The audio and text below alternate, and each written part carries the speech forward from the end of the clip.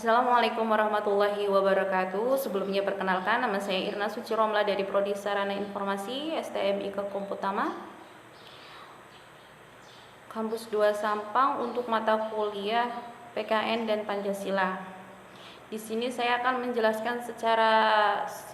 menjelaskan sedikit tentang filsafat Pancasila dan Pancasila sebagai filsafat. Pancasila sebagai falsafah negara atau filsafat negara dijadikan pedoman hidup dan tujuan hidup berbangsa sebagai alat pemersatu kerukunan antar masyarakat dan pandangan hidup bangsa untuk mencapai tujuannya.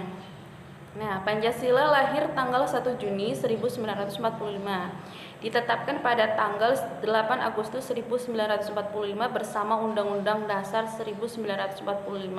Bunyi dan ucapan Pancasila yang benar berdasarkan Impres nomor 12 tahun 1968 adalah 1. Ketuhanan yang Maha Esa, 2. Kemanusiaan yang adil dan beradab, 3. Persatuan Indonesia, 4. Kerakyatan yang dipimpin oleh hikmat kebijaksanaan dalam permusyawaratan perwakilan, serta kelima adalah keadilan sosial bagi seluruh rakyat Indonesia. Nah,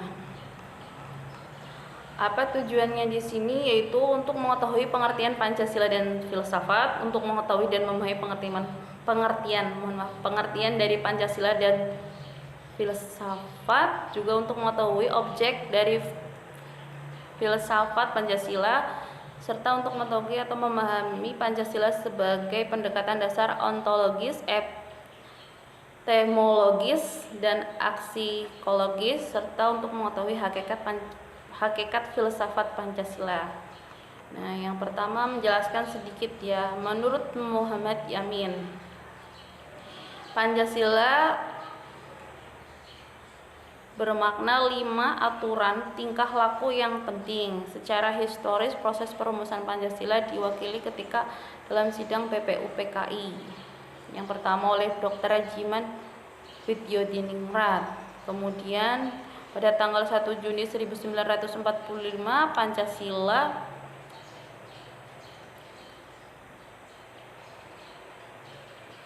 oleh pidatonya Insinyur Soekarno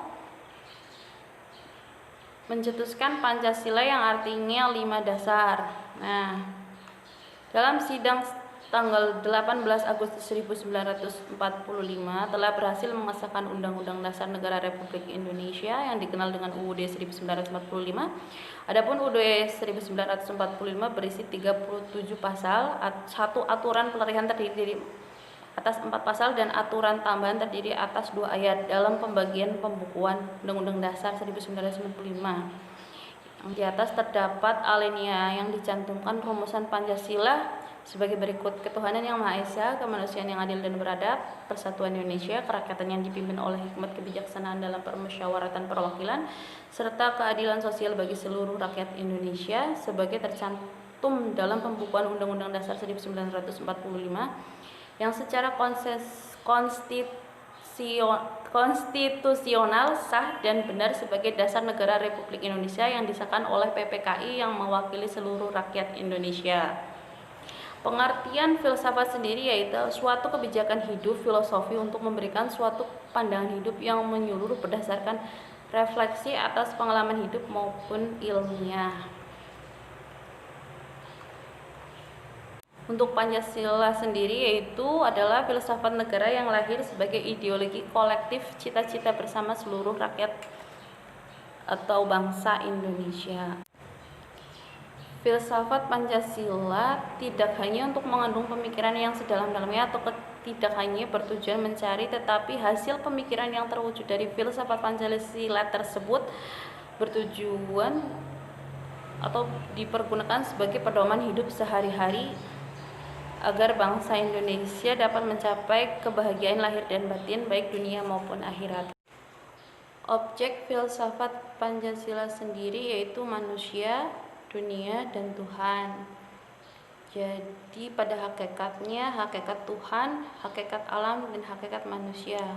Sedangkan objek formal filsafat ialah usaha mencari keterangan secara radikal terhadap objek material filsafat. Untuk dasar ontologis Pancasila sendiri yaitu manusia sebagai pendukung pokok sila-sila Pancasila secara ontologis memiliki hal yang mutlak, yaitu terdiri dari susunan kodrat, raga, jiwa, jasmani, dan rohani. Sifat kodrat manusia adalah sebagai makhluk individu dan makhluk sosial, serta kedudukan kodrat manusia sebagai makhluk pribadi berdiri sendiri dan sebagai makhluk Tuhan yang Maha Esa. Dasar epistemologi sendiri yaitu sebagai suatu ideologi, maka Pancasila memiliki 3 unsur pokok agar dapat menarik loyalitas dan pendukungnya, itu logos yang berarti rasional dan penalarannya, pathos yang berarti penghayatannya, ethos yaitu kesusilaannya. Dasar epistemologis Pancasila pada hakikatnya tidak dapat dipisahkan dengan dasar ontologisnya, serta Pancasila sebagai ideologi yang bersumber dari nilai-nilai dasarnya, yaitu filsafat Pancasila. Dasar aksiologis Pancasila yaitu merupakan cabang filsafat ilmu yang mempertanyakan bagaimana manusia menggunakan ilmunya. Aksiologi adalah istilah yang berasal dari Yunani yang berarti aksios, wajar, sedangkan logos ilmu, jadi ilmu yang wajar. Pada hakikatnya Pancasila menunjukkan pada kata ketuhanan, kemanusiaan, persatuan, kerakyatan, dan keadilan. Nah, dari itu saya menarik kesimpulan bahwa Pancasila merupakan kesatuan yang tidak bisa dipisahkan, karena dalam masing-masing sila tidak bisa ditukar tempat atau dipindah. Bagi bangsa Indonesia, Pancasila merupakan pandangan hidup bangsa dan negara Indonesia.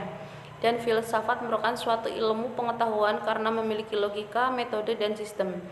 Pancasila dikatakan sebagai filsafat dikarenakan Pancasila merupakan hasil perenungan jiwa yang mendalam yang dilakukan oleh para pendahulu kita, yang kemudian dituangkan dalam suatu sistem yang tepat, di mana Pancasila memiliki hakikatnya tersendiri yang terbagi dalam 5 sesuai dengan kelima silanya tersebut. Adapun yang mendasari Pancasila adalah dasar ontologis, dasar yaitu hakikat manusia, dasar epistemologis yaitu pengetahuan, dan dasar aksiologis adalah pengalaman nilai-nilainya. Demikian yang dapat saya jelaskan, kurang lebihnya mohon maaf. Silakan yang mau bertanya. Assalamualaikum warahmatullahi wabarakatuh.